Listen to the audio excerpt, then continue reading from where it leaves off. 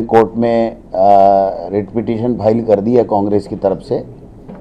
और कल भी हमने बोला था, परसों भी बोला था, मेरे में जुलीमी जी में जितना दम है उतना बोल रहे हैं, हमारे सब नेता भी बोल रहे हैं।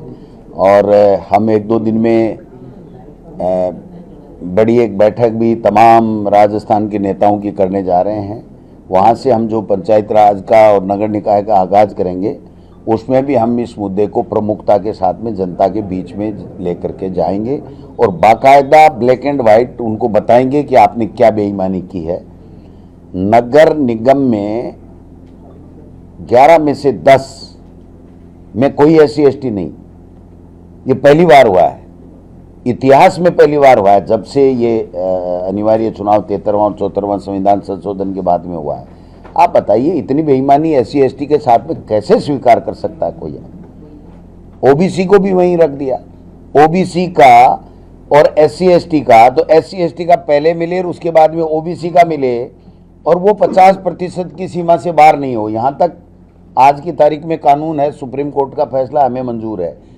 लेकिन आपने तो OBC खुद मान रहे हैं 52% है, ये 46 मान रहे हैं, कहीं 62 है, कहीं 70 है, कहीं 72 है। लेकिन उन जिलों में OBC को आरक्षण दिया गया 33%, 32%, 40 से ऊपर कहीं नहीं है।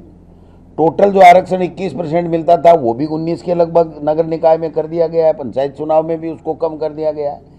तो ये राजस्थान की जनता देख रही है और ये स्वीकार नहीं करेगी इस बात को, और इनको पता लग जाएगा कि हमने जो बेईमानी की है इसका जनता ने जवाब दे दिया। और कोई बात? कांग्रेस की तरफ से ही? हाँ, हमने लगाई, हमने ही लगाई है। एक बात मैं क्लियर कर देता हूं, ये अभियान अच्छा है।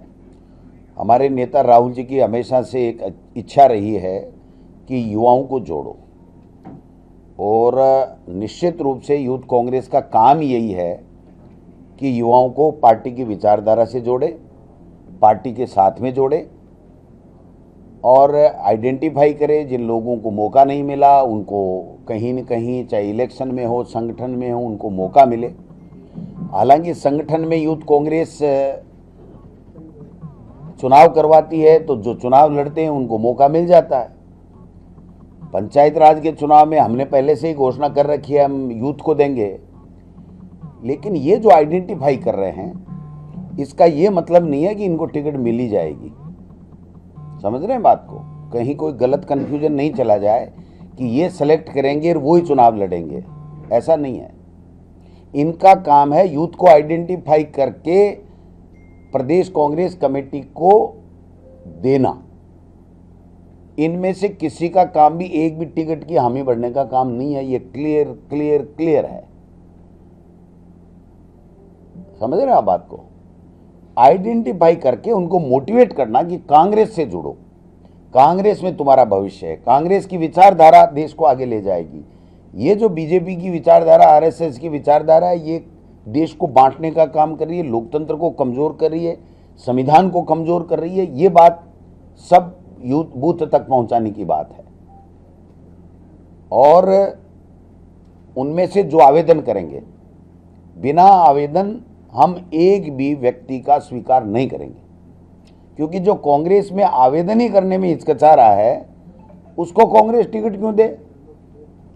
कल एक दिन के अंदर 750 लोगों ने आवेदन किया है।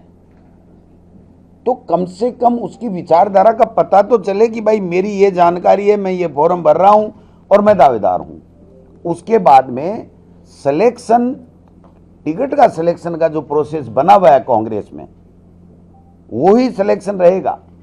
कल गहलोत साहब ने भी कहा, मैंने भी कहा, जूली साहब भी कह रहे हैं, रंधावा साहब ने कहा, किसी की सिफारिश से कोई टिकट ना मिले, जिसका जो हक है वो मिले और 50% से ज्यादा युवाओं को टिकट मिले और सब कम्युनिटी को उसका लड़ने का अधिकार मिले और उनको मौका मिले। ये हमारा फोकस है, क्योंकि ये प्रोग्राम अच्छा है, बट ये चुनाव के दौरान आया है और चुनाव के संपन्न हो गए, आखिरी दिन तक चलेगा, चुनाव के शुरू में हो गया।